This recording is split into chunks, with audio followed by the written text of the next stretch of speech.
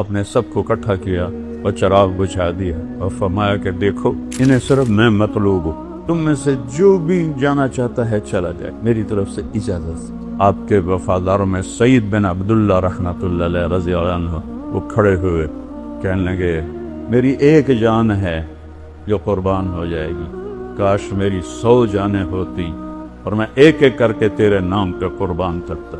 بیٹھے تھے، اونگ آ گئی، آنکھ کھلی تو ہنسنے لگے۔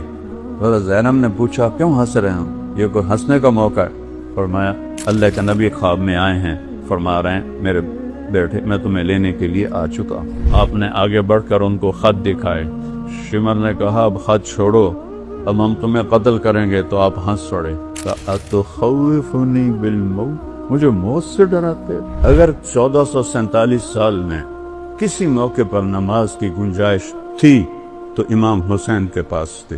آپ نے فرمایا بھتیجے آج تیرا چچا بڑا بے بس ہے، اس گردن پہ چھری چلائی جس سے میرے نبی کے اس پہ نشان۔ 72 دھڑ بغیر سروں کے تھے، انہوں نے ایسے مڑ کے دیکھا تو انہوں نے ایک مرثیہ کہا واہ محمدہ واہ محمدہ، ہائے یا محمد ہائے یا محمد۔